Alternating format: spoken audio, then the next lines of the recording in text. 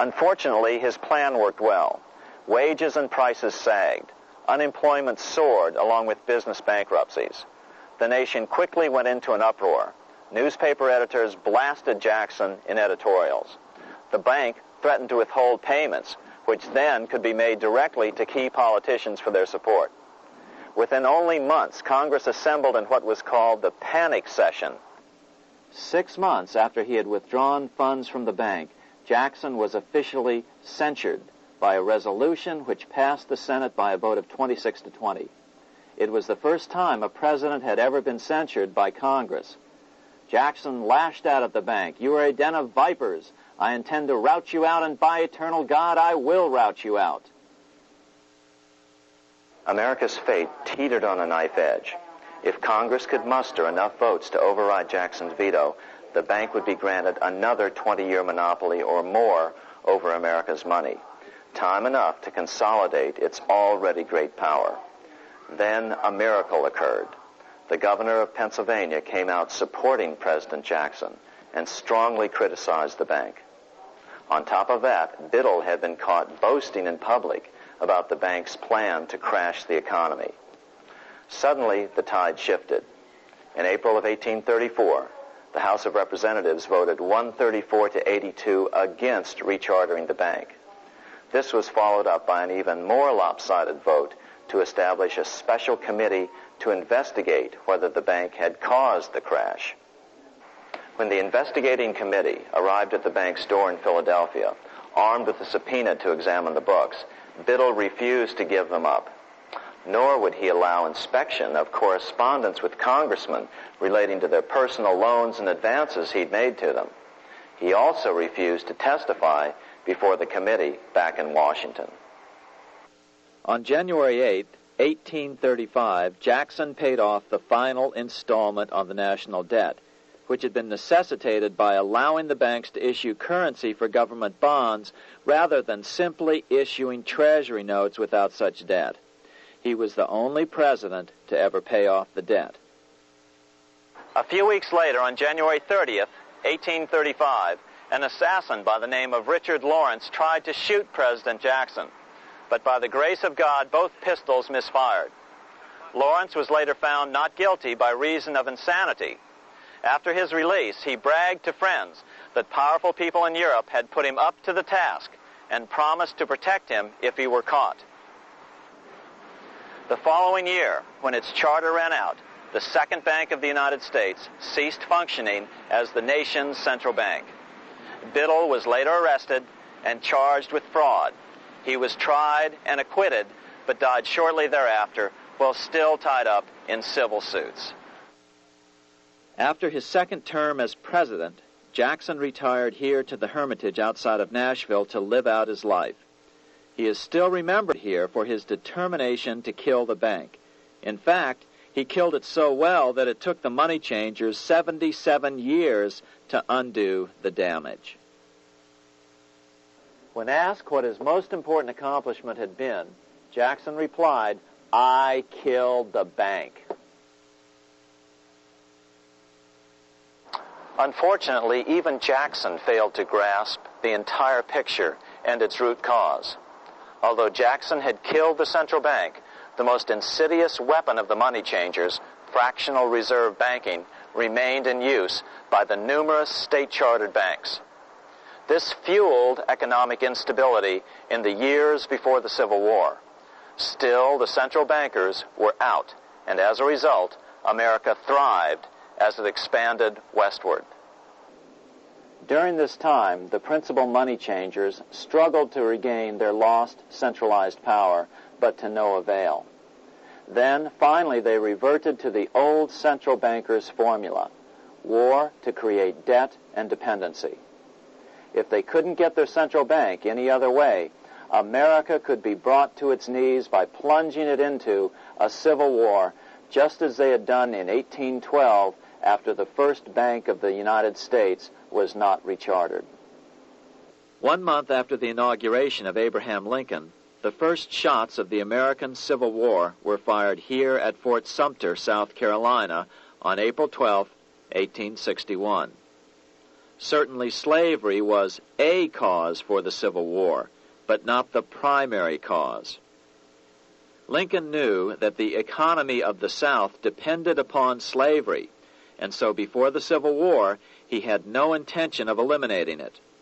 Lincoln had put it this way in his inaugural address only 1 month earlier. I have no purpose, directly or indirectly, to interfere with the institution of slavery in the states where it now exists. I believe I have no lawful right to do so, and I have no inclination to do so.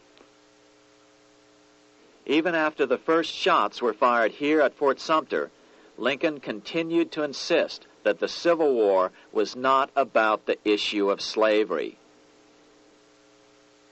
My paramount objective is to save the Union, and it is not either to save or destroy slavery.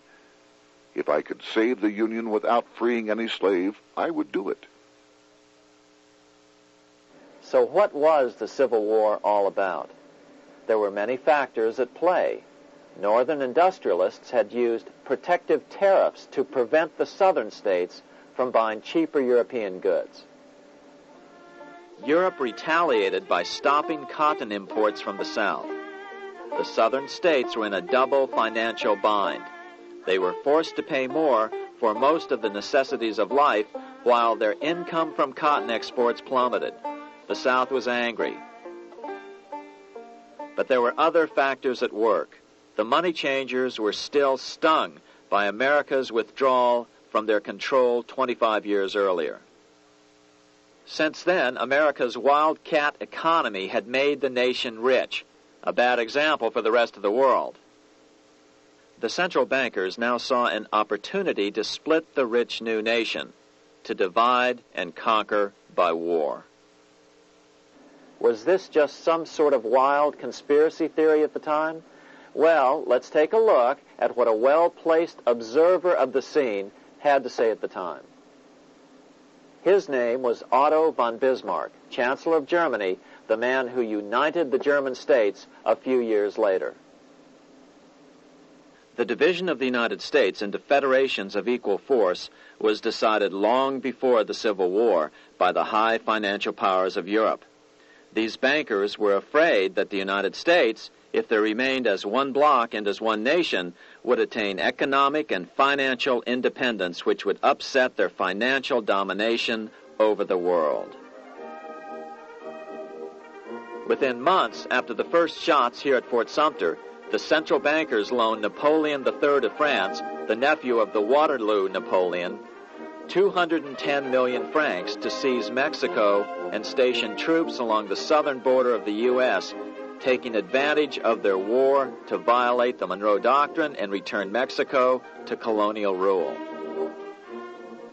No matter what the outcome of the Civil War, a weakened America, heavily indebted to the money changers, would open up Central and South America once again to European colonization and domination. The very thing America's Monroe Doctrine had forbade in 1823.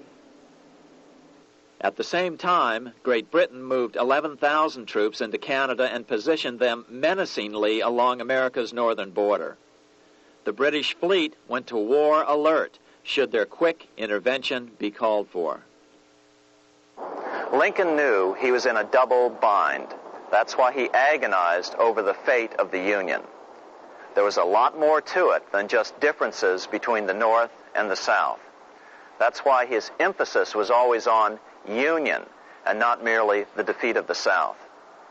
But Lincoln needed money to win. In 1861, Lincoln and his Secretary of Treasury, Salmon P. Chase, went to New York to apply for the necessary loans. The money changers, anxious to see the Union fail, offered loans at 24 to 36% interest. Lincoln said thanks, but no thanks, and returned to Washington. Lincoln sent for an old friend, Colonel Dick Taylor of Chicago, and put him on the problem of financing the war. During one meeting, Lincoln asked Taylor what he'd discovered. Taylor put it this way. Why, Lincoln, that is easy. Just get Congress to pass a bill authorizing the printing of full legal tender treasury notes, and pay your soldiers with them, and go ahead and win your war with them also. When Lincoln asked if the people of the United States would accept the notes, Taylor said, "The people, or anyone else, will not have any choice in the matter if you make them full legal tender. They will have the full sanction of the government and be just as good as any money, as Congress is given that express right by the Constitution." So that's exactly what Lincoln did. In 1862-63, he printed up $450 million worth of the new bills. In order to distinguish them from other banknotes in circulation, he printed them in green ink on the back side. That's why the notes were called greenbacks. With this new money, Lincoln paid the troops and bought their supplies. During the course of the war, nearly $450 million worth of greenbacks were printed at no interest to the federal government. Lincoln understood who was really pulling the strings and what was at stake for the American people. This is how he explained his rationale. The government should create, issue, and circulate all the currency and credit needed to satisfy the spending power of the government and the buying power of consumers. The privilege of creating and issuing money is not only the supreme prerogative of government, but it is the government's greatest creative opportunity. By the adoption of these principles, the taxpayers will be saved immense sums of interest. Money will cease to be master and become the servant of humanity. A truly incredible editorial in the London Times explained the central bankers' attitude to greenbacks. If this mischievous financial policy, which has its origins in North America, shall become indurated down to a fixture, then that government will furnish its own money without cost. It will pay off debts and be without debt. It will have all the money necessary to carry on its commerce. It will become prosperous without precedent in the history of the world. The brains and wealth of all countries will go to North America. That country must be destroyed, or it will destroy every monarchy. The scheme was effective, so effective that the next year, 1863, with Federal and Confederate troops beginning to mass for the decisive battle of the Civil War, and the Treasury in need of further congressional authority to issue more greenbacks, Lincoln allowed the bankers to push through the National Bank Act. These new national banks would operate under a virtual tax-free status and collectively had the exclusive monopoly power to create the new form of money, banknotes. Though greenbacks continued to circulate, their numbers were not increased. But most importantly, from this point on, the entire U.S. money supply would be created out of debt by bankers buying U.S. government bonds and issuing them for reserves for banknotes. As historian John Kenneth Galbraith explained it, In the war, the federal government ran a heavy surplus. It could not, however, pay off its debt, retire its securities, because to do so meant there would be no bonds to back the national banknotes. To pay off the debt was to destroy the money supply. Later in 1863, Lincoln got some unexpected help from Tsar Alexander II of Russia. The Tsar, like Bismarck in Germany, knew what the international money changers were up to and had steadfastly refused to let them set up a central bank in Russia. If America survived and was able to remain out of their clutches, the Tsar's position would remain secure. If the bankers were successful at dividing America and giving the pieces back to Great Britain and France, both nations under control of their central banks, eventually they would threaten Russia again. So the Tsar gave orders that if either England or France actively intervened and gave aid to the South, Russia would consider such action as a declaration of war. He did the same with part of his Pacific Fleet and sent them to port in San Francisco. Lincoln was reelected the next year, 1864. Had he lived, he would surely have killed the national bank's money monopoly extracted from him during the war. On November 21st, 1864, he wrote a friend the following. The money power preys upon the nation in times of peace and conspires against it in times of adversity. It is more despotic than monarchy, more insolent than autocracy, more selfish than bureaucracy. Shortly before Lincoln was murdered, his former Secretary of Treasury, Salmon P. Chase, bemoaned his role in helping secure the passage of the National Banking Act only 1 year earlier. My agency in promoting the passage of the National Banking Act was the greatest financial mistake in my life. It has built up a monopoly which affects every interest in the country. On April 14, 1865, 41 days after his second inauguration and just 5 days after Lee surrendered to Grant at Appomattox, Lincoln was shot by John Wilkes Booth at Ford's Theater. Bismarck, Chancellor of Germany, lamented the death of Abraham Lincoln. The death of Lincoln was a disaster for Christendom. There was no man in the United States great enough to wear his boots. I fear that foreign bankers, with their craftiness and tortuous tricks, will entirely corrupt the exuberant riches of America and use it systematically to corrupt modern civilization. They will not hesitate to plunge the whole of Christendom into wars and chaos in order that the earth should become their inheritance. Bismarck well understood the money changers' plan. Allegations that international bankers were responsible for Lincoln's assassination surfaced in Canada 70 years later in 1934. Gerald G. McGeer, a popular and well-respected Canadian attorney, revealed this stunning charge in a 5-hour speech before the Canadian House of Commons, blasting Canada's debt-based money system. Remember, it was 1934, the height of the Great Depression, which was ravaging Canada as well. McGeer had obtained evidence deleted from the public record, provided to him by Secret Service agents at the trial of John Wilkes Booth after Booth's death. McGeer said it showed that Booth was a mercenary working for the international bankers. According to an article in the Vancouver Sun of May 2nd, 1934, Abraham Lincoln, the martyred emancipator of the slaves, was assassinated through the machinations of a group representative of the international bankers who feared the United States president's national credit ambitions. There was only one group in the world at that time who had any reason to desire the death of Lincoln. They were the men opposed to his national currency program and who had fought him throughout the whole Civil War on his policy of greenback currency. Interestingly, McGeer claimed that Lincoln was assassinated not only because international bankers wanted to reestablish a central bank in America, but because they also wanted to base America's currency on gold. Gold they controlled. In other words, put America on a gold standard. Lincoln had done just the opposite by issuing U.S. notes, greenbacks, which were based purely on the good faith and credit of the United States. The article quoted McGeer as saying, "They were the men interested in the establishment of the gold standard and the right of the bankers to manage the currency and credit of every nation in the world. With Lincoln out of the way, they were able to proceed with that plan and did proceed with it in the United States.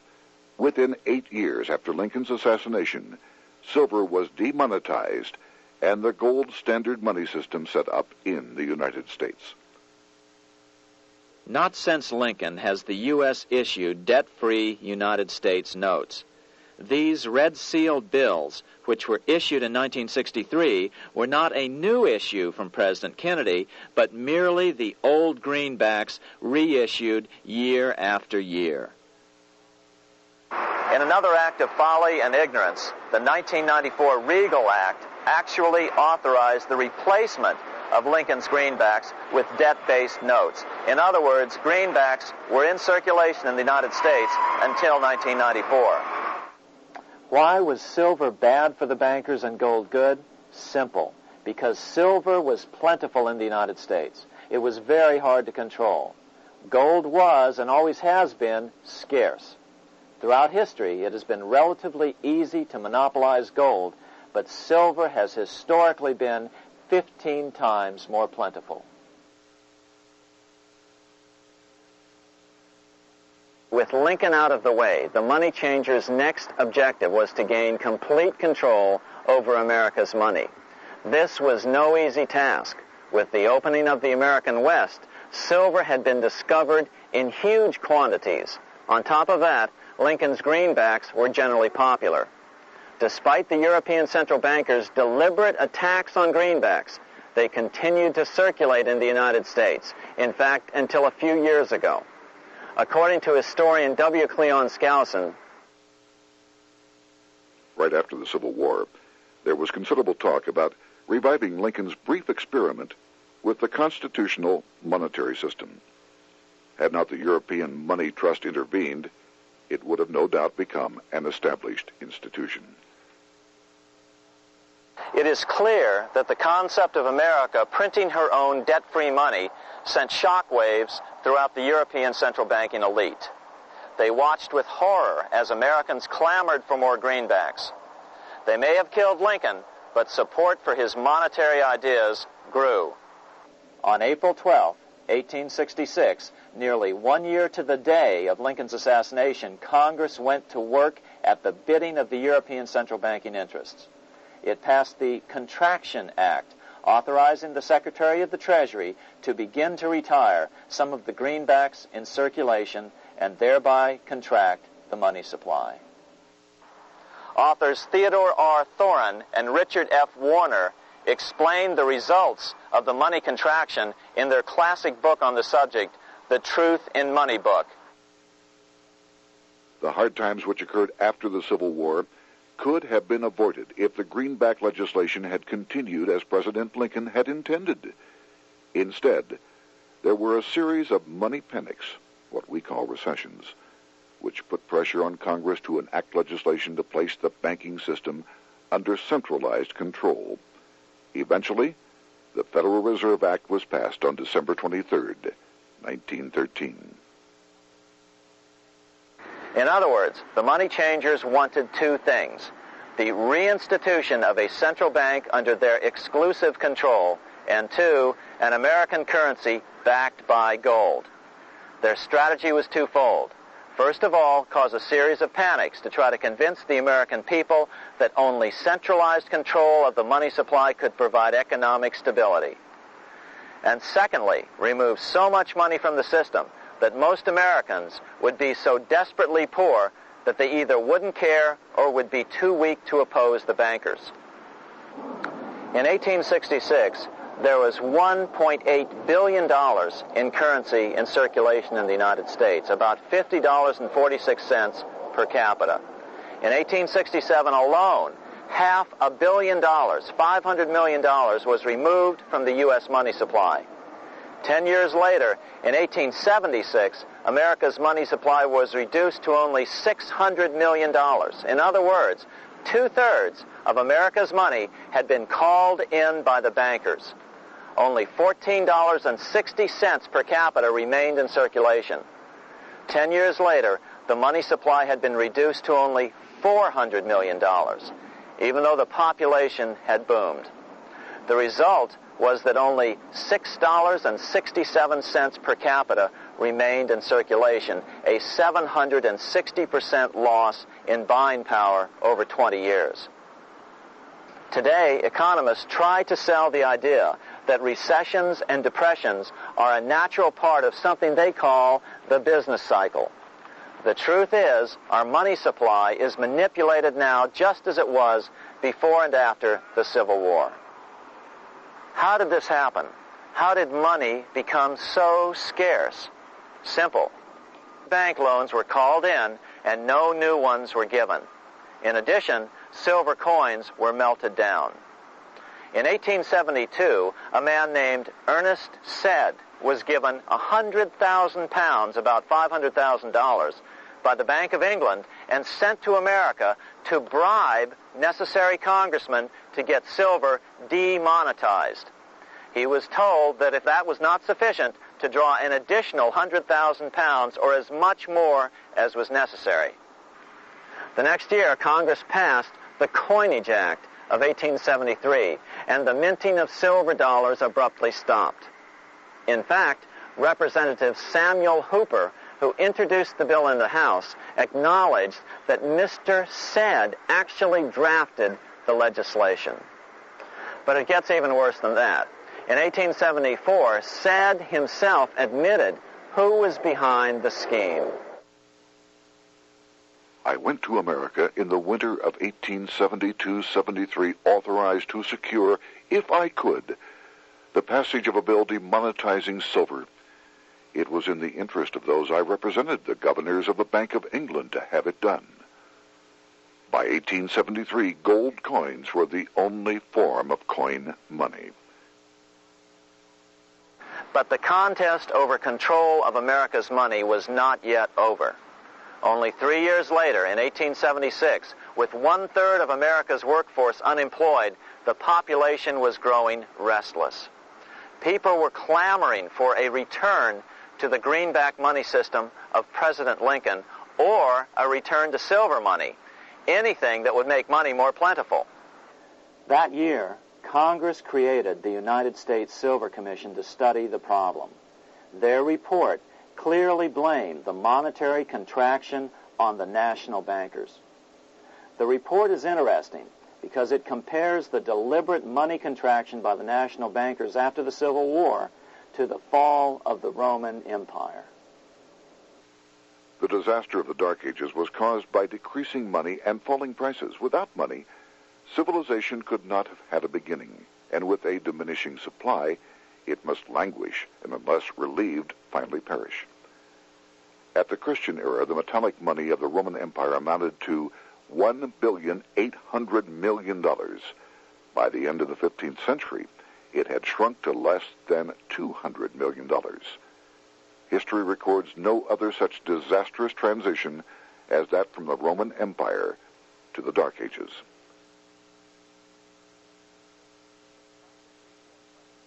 Despite this report by the Silver Commission, Congress took no action. The next year, 1877, riots broke out from Pittsburgh to Chicago. The torches of starving vandals lit up the sky. The bankers huddled to decide what to do. They decided to hang on. Now that they were back in control to a certain extent, they were not about to give it up. At the meeting of the American Bankers Association that year, they urged their membership to do everything in their power to put down the notion of a return to greenbacks. The ABA Secretary, James Buell, authored a letter to the members which blatantly called on the banks to subvert not only Congress, but the press. It is advisable to do all in your power to sustain such prominent daily and weekly newspapers, especially the agricultural and religious press, as will oppose the greenback issue of paper money, and that you will also withhold patronage from all applicants who are not willing to oppose the government issue of money. To repeal the act creating banknotes or to restore to circulation the government issue of money will be to provide the people with money and will therefore seriously affect our individual profits as bankers and lenders.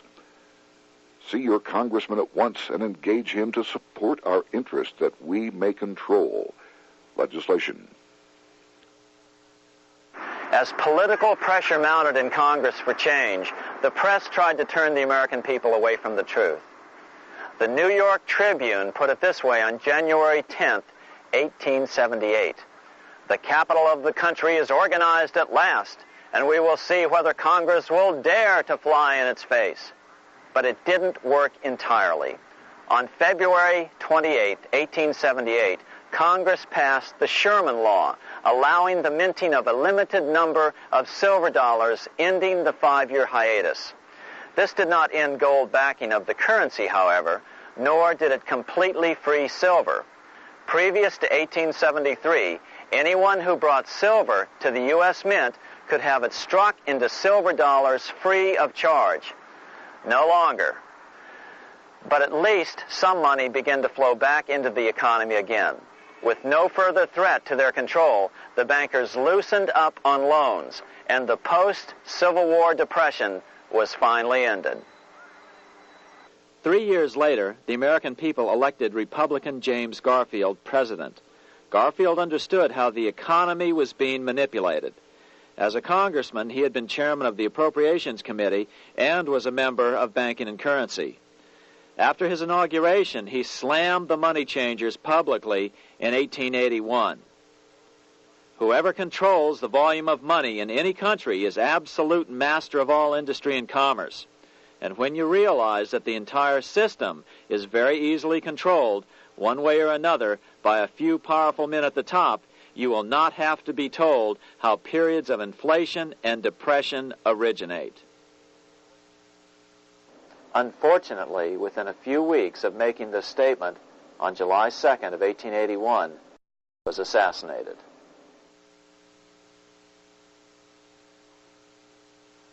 The money changers were gathering strength fast. They began a periodic fleecing of the flock, as they called it, by creating economic booms followed by further depressions so they could buy up thousands of homes and farms for pennies on the dollar. In 1891, the money changers prepared to take the American economy down again, and their methods and motives were laid out with shocking clarity in a memo sent out by the American Bankers Association, the ABA, an organization in which most bankers were members. Notice that this memo called for bankers to create a depression on a certain date 3 years in the future. According to the congressional record, here's how it read in part. On September 1st, 1894, we will not renew our loans under any consideration. On September 1st, we will demand our money. We will foreclose and become mortgagees in possession. We can take 2/3 of the farms west of the Mississippi and thousands of them east of the Mississippi as well at our price. Then the farmers will become tenants, as in England. These depressions could be controlled because America was on the gold money standard. Since gold is scarce, it's one of the easiest commodities to manipulate. People wanted silver money legalized again so they could escape the stranglehold the money changers had on gold money. People wanted silver money reinstated, reversing Mr. Said's Act of 1873, by then called the Crime of 73. By 1896, the issue of more silver money had become the central issue in the presidential campaign. William Jennings Bryan, a senator from Nebraska, ran for president as a Democrat on the free silver issue. At the Democratic National Convention in Chicago, he made an emotional speech which won him the nomination entitled Crown of Thorns and Cross of Gold. Though Bryan was only 36 years old at the time, this speech is widely regarded as the most famous oration ever made before a political convention. In the dramatic conclusion, Bryan said, "We will answer their demand for a gold standard by saying to them, you shall not press down upon the brow of labor this crown of thorns, you shall not crucify mankind upon a cross of gold." The bankers lavishly supported the Republican candidate, William McKinley, who favored the gold standard. The resulting contest was amongst the most fiercely contested presidential races in American history. Bryan made over 600 speeches in 27 states. The McKinley campaign got manufacturers and industrialists to inform their employees that if Bryan were elected, all factories and plants would close and there would be no work. The ruse succeeded. McKinley beat Bryan by a small margin. Bryan ran for president again in 1900 and in 1908, but fell short each time. During the 1912 Democratic Convention, Bryan was a powerful figure who helped Woodrow Wilson win the nomination. When Wilson became president, he appointed Bryan as Secretary of State, but Bryan soon became disenchanted with the Wilson administration. Bryan served only 2 years in the Wilson administration before resigning in 1915 over the highly suspicious sinking of the Lusitania, the event which was used to drive America into World War I. Although William Jennings Bryan never gained the presidency, his efforts delayed the money changers for 17 years from attaining their next goal, a new, privately owned central bank for America.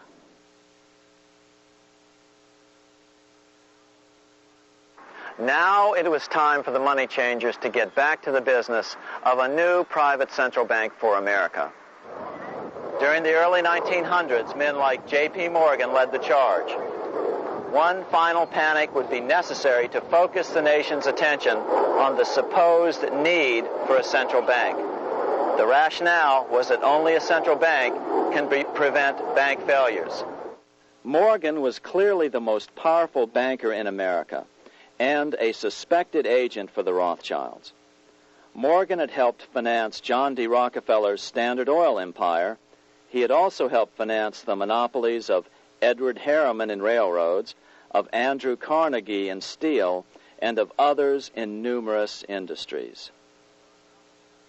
But on top of that, J.P. Morgan's father, Junius Morgan, had been America's financial agent to the British. After his father's death, J.P. Morgan took on a British partner, Edward Grenfell, a longtime director of the Bank of England. In fact, upon Morgan's death, his estate contained only a few $1 million. The bulk of the securities most people thought he owned were, in fact, owned by others.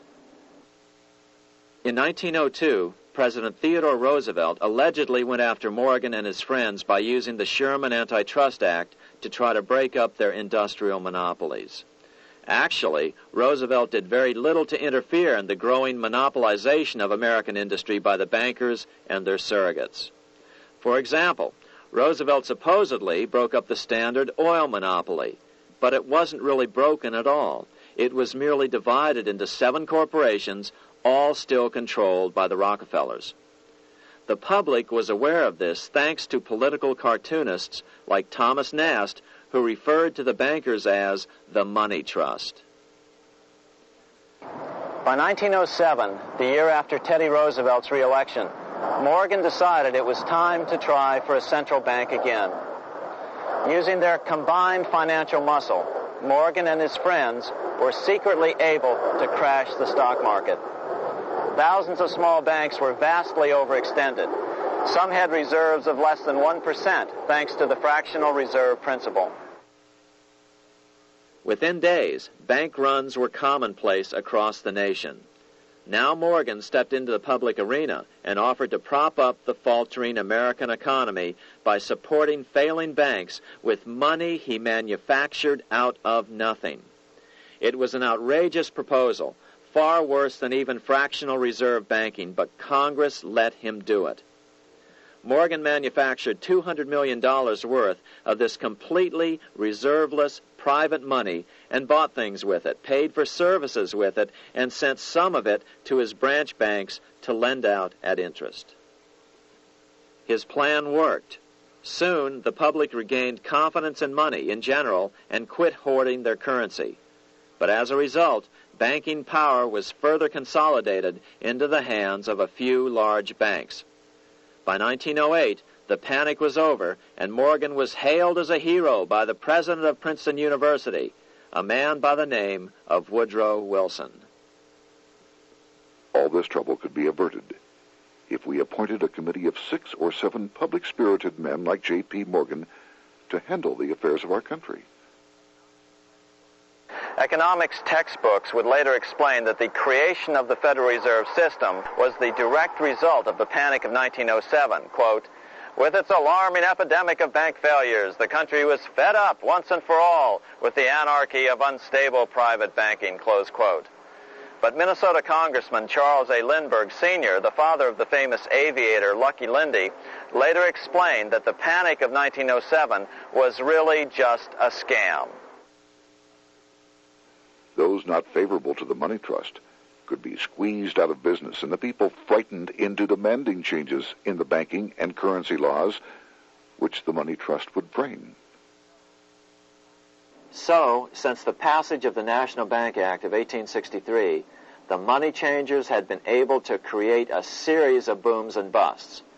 The purpose was not only to fleece the American public of their property, but to later claim that the banking system was basically so unstable that it had to be consolidated into a central bank once again.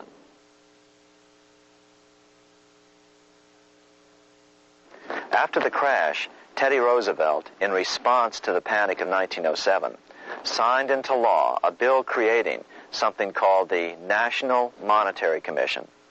The commission was to study the banking problem and make recommendations to Congress. Of course, the commission was packed with Morgan's friends and cronies. The chairman was a man named Senator Nelson Aldrich from Rhode Island. Aldrich represented the Newport, Rhode Island homes of America's richest banking families. His daughter married John D. Rockefeller, Jr., and together they had 5 sons: John, Nelson, who would become vice president in 1974, Lawrence, Winthrop, and David, the head of the Council on Foreign Relations and former chairman of Chase Manhattan Bank. As soon as the National Monetary Commission was set up, Senator Aldrich immediately embarked on a 2-year tour of Europe, where he consulted at length with the private central bankers in England, France, and Germany. The total cost of his trip alone to the taxpayers was $300,000, an astronomical sum in those days. Shortly after his return, on the evening of November 22, 1910, some of the wealthiest and most powerful men in America boarded Senator Aldrich's private rail car and in the strictest secrecy journeyed to this place, Jekyll Island, off the coast of Georgia. With the group came Paul Warburg. Warburg had been given a $500,000 per year salary to lobby for the passage of a privately owned central bank in America by the investment firm Kuhn, Loeb and Company. Warburg's partner in this firm was a man named Jacob Schiff, the grandson of the man who shared the Greenshield house with the Rothschild family in Frankfurt. Schiff, as we'll find out later, was in the process of spending $20 million to finance the overthrow of the Tsar in Russia. These 3 European banking families, the Rothschilds, the Warburgs, and the Schiffs, were interconnected by marriage down through the years, just as their American banking counterparts, the Morgans, Rockefellers, and Aldriches were. Secrecy was so tight that all 7 primary participants were cautioned to use only first names to prevent servants from learning their identities.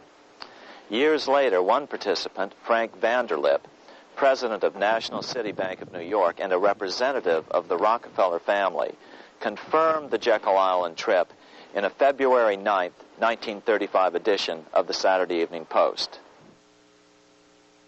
I was as secretive, indeed as furtive as any conspirator. Discovery, we knew, simply must not happen, or else all our time and effort would be wasted. If it were to be exposed that our particular group had got together and written a banking bill, that bill would have no chance whatever of passage by Congress. The participants came here to figure out how to solve their major problem, how to bring back a privately owned central bank. But there were other problems that needed to be addressed as well. First of all, the market share of the big national banks was shrinking fast. In the first 10 years of the century, the number of U.S. banks had more than doubled to over 20,000. By 1913, only 29% of all banks were national banks, and they held only 57% of all deposits. As Senator Aldrich later admitted in a magazine article, before passage of this act, the New York bankers could only dominate the reserves of New York. Now, we are able to dominate the bank reserves of the entire country. Therefore, something had to be done to bring these new banks under their control. As John D. Rockefeller put it, quote, "Competition is sin," close quote. Secondly, the nation's economy was so strong that corporations were starting to finance their expansions out of profits instead of taking out huge loans from large banks. In the first 10 years of the new century, 70% of corporate funding came from profits. In other words, American industry was becoming independent of the money changers, and that trend had to be stopped. All the participants knew that these problems could be hammered out into a workable solution. But perhaps their biggest problem was a public relations problem, the name of the new bank. That discussion took place right here in this room, one of the many conference rooms in this sprawling hotel, today known as the Jekyll Island Club Hotel. Aldrich believed that the word bank should not even appear in the name. Warburg wanted to call the legislation the National Reserve Bill or the Federal Reserve Bill. The idea here was to give the impression that the purpose of the new central bank was to stop bank runs, but also to conceal its monopoly character. However, it was Aldrich, the egotistical politician, who insisted it be called the Aldrich Bill. After 9 days at Jekyll Island, the group dispersed. The new central bank would be very similar to the old Bank of the United States. It would be given a monopoly over U.S. currency and create that money out of nothing. How does the Fed create money out of nothing? It's a four-step process. But first, a word on bonds. Bonds are simply promises to pay, or government IOUs. People buy bonds to get a secure rate of interest. At the end of the term of the bond, the government repays the bond plus interest, and the bond is destroyed. There are about $3.6 trillion worth of these loans or bonds at present. Now, here's the Fed money-making process. Step 1. The Federal Open Market Committee approves the purchase of U.S. bonds on the open market. Step 2. The bonds are purchased by the Fed from whoever is offering them for sale on the open market. Step 3. The Fed pays for the bonds with electronic credits to the seller's bank, which in turn credits the seller's bank account. The trick is that these credits are based on nothing. The Fed just creates them. Step 4. The banks use these deposits as reserves. They can loan out over 10 times the amount of their reserves to new borrowers, all at interest. In this way, a Fed purchase of, say, $1 million worth of bonds gets turned into over $10 million in bank accounts. The Fed, in effect, creates 10% of this totally new money, and the banks create the other 90%. To reduce the amount of money in the economy, the process is just reversed. The Fed sells bonds to the public, and the money flows out of the purchaser's local bank. Loans must be reduced by 10 times the amount of the sale. So, a Fed sale of $1 million in bonds results in $10 million less money in the economy. So how does this benefit the bankers whose representatives huddled at Jekyll Island? First, it totally misdirected banking reform efforts from proper solutions. Second, it prevented a proper debt-free system of government finance, like Lincoln's greenbacks, from making a comeback. The bond-based system of government finance forced on Lincoln after he created greenbacks was now cast in stone. Third, it delegated to the bankers the right to create 90% of our money supply based on only fractional reserves, which they then loan out at interest. Fourth, it centralized overall control of our nation's money supply in the hands of a few men. Fifth, it established a central bank with a high degree of independence from effective political control. Soon after its creation, the Fed's great contraction in the early 1930s would cause the Great Depression. This independence has been enhanced since then through additional laws. In order to fool the public into thinking the government retained control, the plan called for the Fed to be run by a board of governors appointed by the President and approved by the Senate. But all the bankers had to do was to be sure their men got appointed to the board of governors. That wasn't hard. Bankers have money, and money buys influence over politicians. Once the participants left Jekyll Island, the public relations blitz was on. The big New York banks put together an educational fund of $5 million to finance professors at respected universities to endorse the new bank. Woodrow Wilson at Princeton was one of the first to jump on the bandwagon. But the bankers' subterfuge didn't work. The Aldrich Bill was quickly identified as the Bankers' Bill, a bill to benefit only what became known as the money trust. As Congressman Lindbergh put it during the congressional debate, The Aldrich Plan is the Wall Street Plan. It means another panic, if necessary, to intimidate the people. Aldrich, paid by the government to represent the people, proposes a plan for the trusts instead. Seeing they didn't have the votes to win in Congress, the Republican leadership never brought the Aldrich bill to a vote. The bankers quietly decided to move to track 2, the Democratic alternative. They began financing Woodrow Wilson as the Democratic nominee. As respected historian James Perloff put it, Wall Street financier Bernard Baruch was put in charge of Wilson's education. Baruch brought Wilson to the Democratic Party headquarters in New York in 1912, leading him like one would a poodle on a string. Wilson received an indoctrination course from the leaders convened there. So now the stage was set. The money changers were poised to install their privately owned central bank once again. The damage President Andrew Jackson had done 76 years earlier had been only partly repaired with the passage of the National Bank Act during the Civil War. Since then, the battle had raged on across the decades. The Jacksonians became the greenbackers, who became the hardcore supporters of William Jennings Bryan. With Bryan leading the charge, these opponents of the money changers, ignorant of Baruch's tutelage, now threw themselves behind Democrat Woodrow Wilson. They and Bryan would soon be betrayed.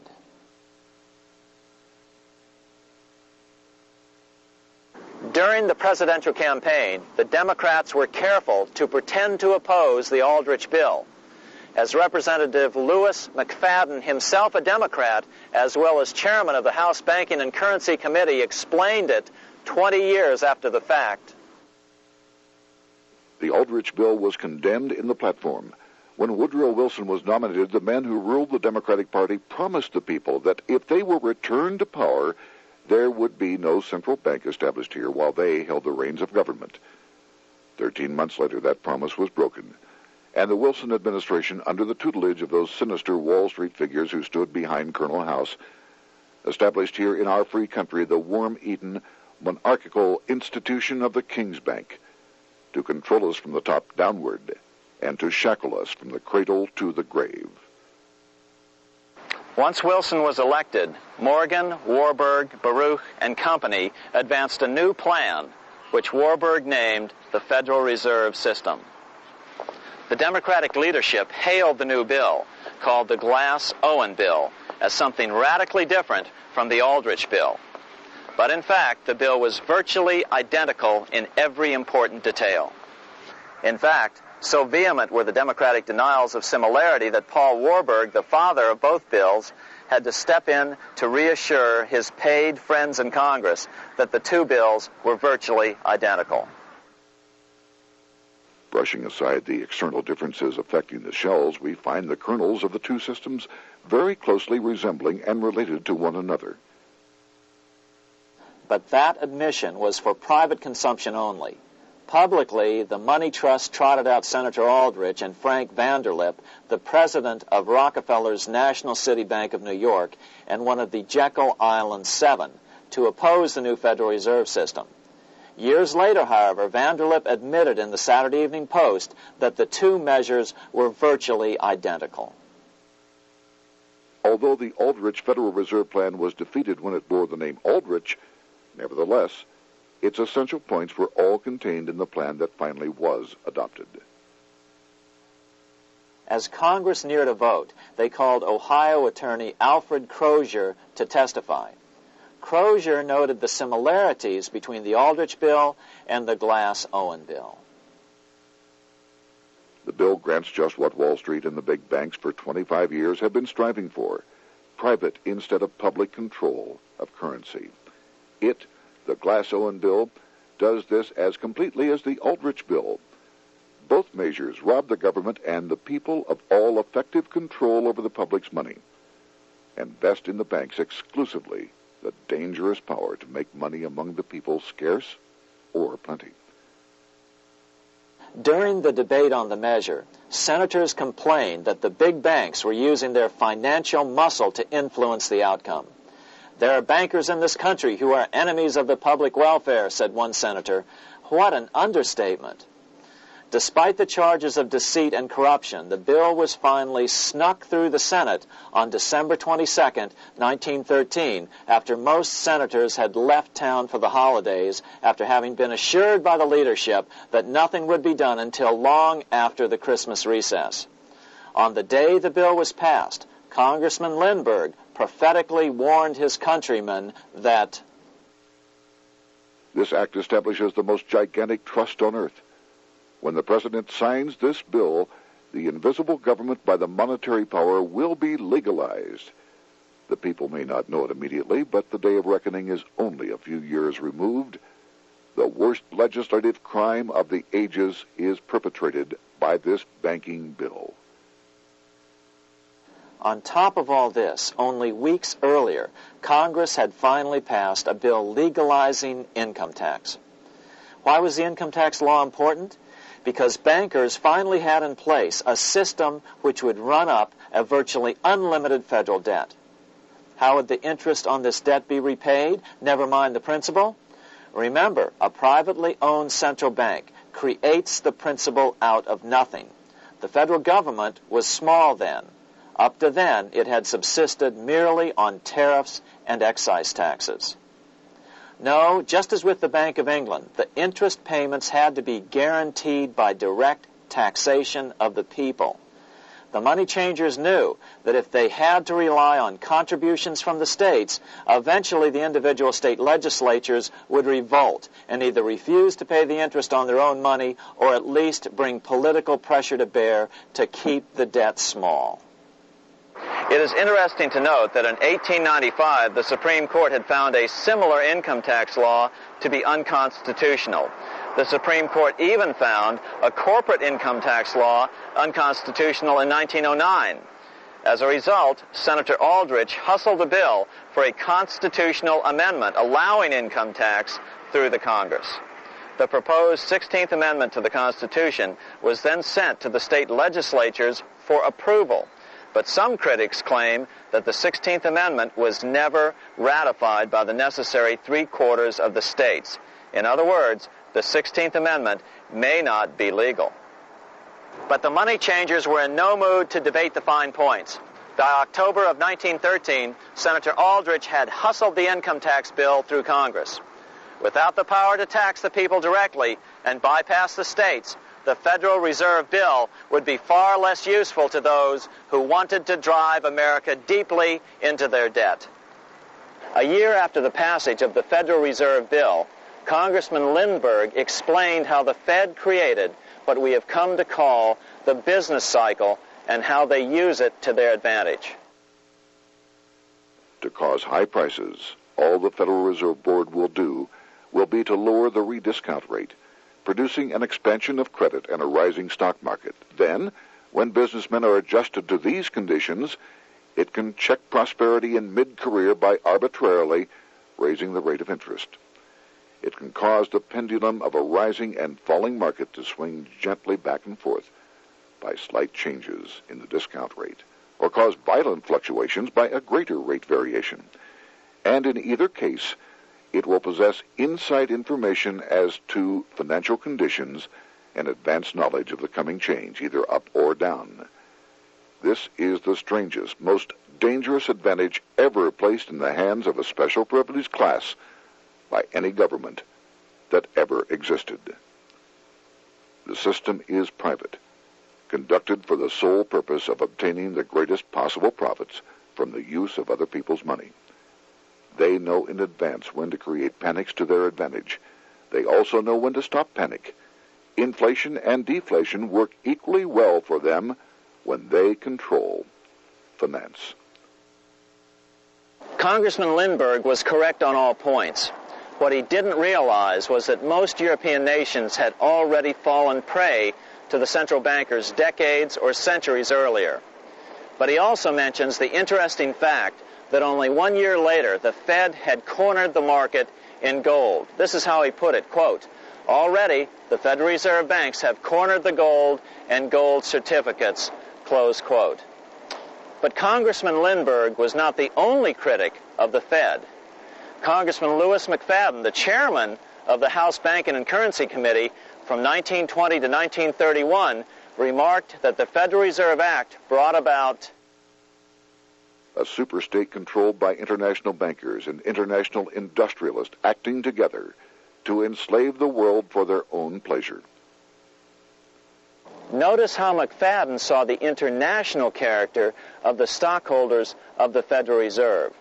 Another chairman of the House Banking and Currency Committee in the 1960s, Wright Patman from Texas, put it this way. In the United States today, we have in effect two governments.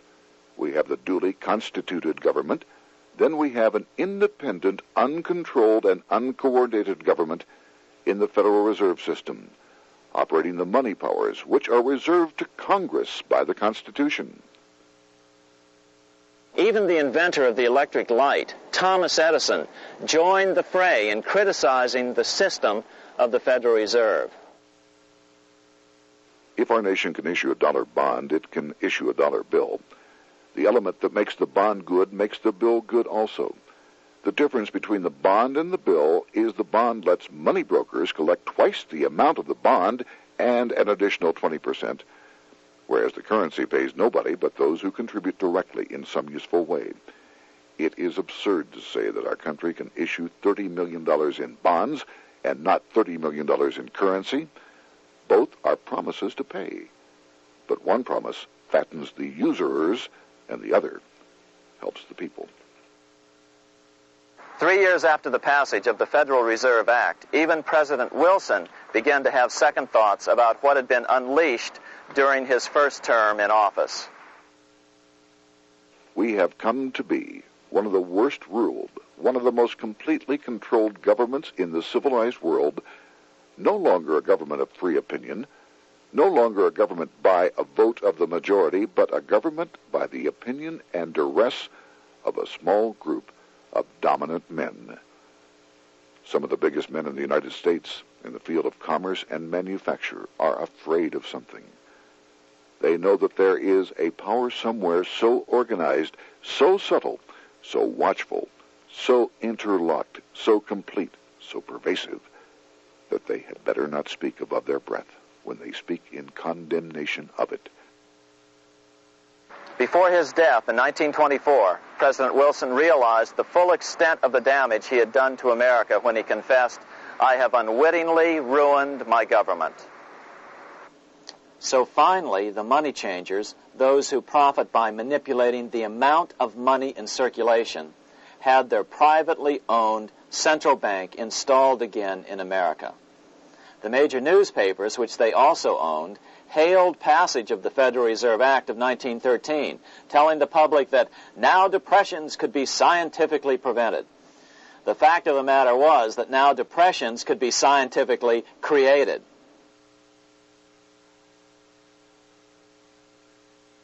Power was now centralized to a tremendous extent. Now it was time for a war, a really big war. In fact, the First World War. Of course, to the central bankers, the political issues of war don't matter nearly as much as the profit potential, and nothing creates debts like warfare. England was the best example at that time. During the 119-year period between the founding of the Bank of England and Napoleon's defeat at Waterloo, England had been at war for 56 years, and much of the remaining time she'd been preparing for war. In World War I, the German Rothschilds loaned money to the Germans, the British Rothschilds loaned money to the British, and the French Rothschilds loaned money to the French. In America, J.P. Morgan was the sales agent for war materials to both the British and the French.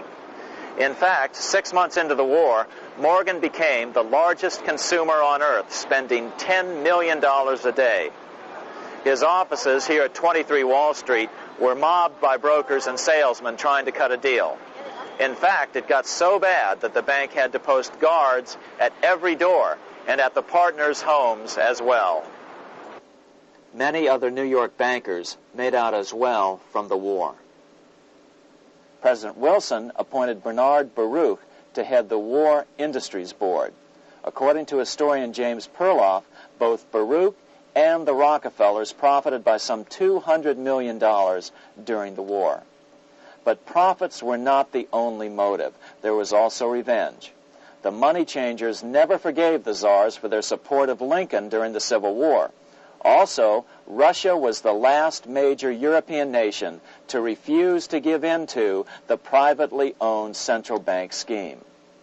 3 years after World War I broke out, the Russian Revolution toppled the Tsar and installed the scourge of communism. Jacob Schiff of Kuhn-Loeb and Company bragged from his deathbed that he had spent $20 million towards the defeat of the Tsar. Money was funneled from England to support the revolution as well. Why would some of the richest men in the world financially back communism, the system that was openly vowing to destroy the so-called capitalism that made them wealthy? Researcher Gary Allen explained it this way.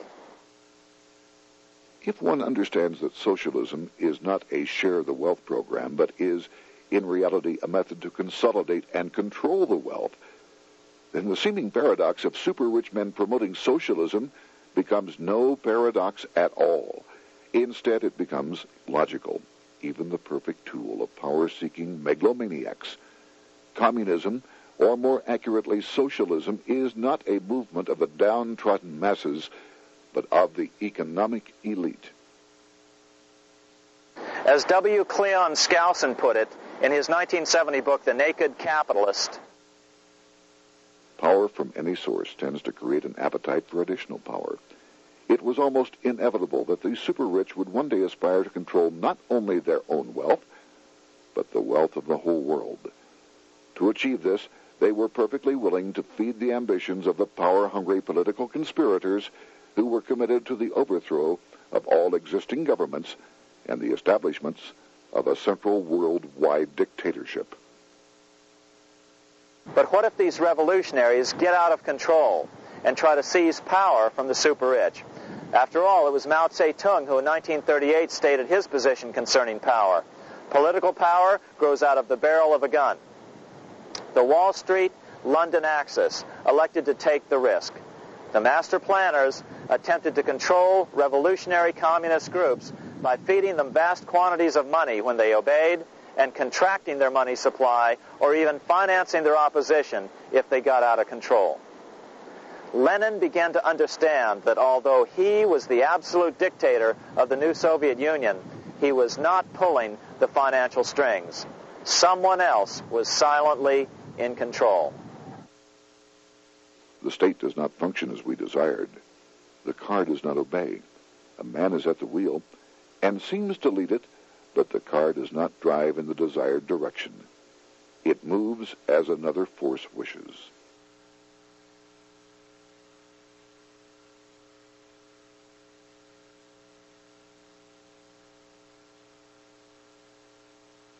Who is behind it?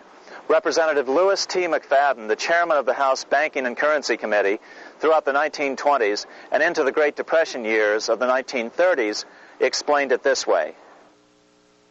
The course of Russian history has indeed been greatly affected by the operations of international bankers. The Soviet government has been given United States Treasury funds by the Federal Reserve Board, acting through the Chase Bank. England has drawn money from us through the Federal Reserve banks and has relent it at high rates of interest to the Soviet government. The Dnipro Dam was built with funds unlawfully taken from the United States Treasury by the corrupt and dishonest Federal Reserve Board and the Federal Reserve banks. In other words, the Fed and the Bank of England, at the behest of the international bankers who controlled them, were creating a monster, one which would fuel 7 decades of unprecedented communist revolution, warfare, and most importantly, debt. In case you think there's some chance that the money changers got communism going and then lost control, in 1992, the Washington Times reported that Russian President Boris Yeltsin was upset that most of the incoming foreign aid was being siphoned off, quote, straight back into the coffers of Western banks in debt service, close quote. No one in his right mind would claim that a war as large as World War I had a single cause. Wars are complex things with many causative factors. But on the other hand, it would also be equally foolish to ignore as a prime cause of World War I those who would profit the most from the war. The role of the money changers is no wild conspiracy theory.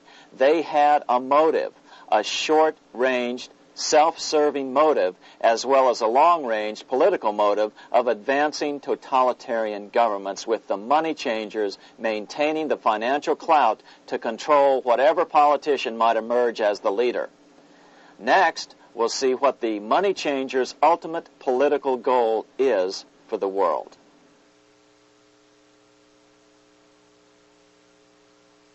Shortly after World War I, the overall political agenda of the money changers began to be clear.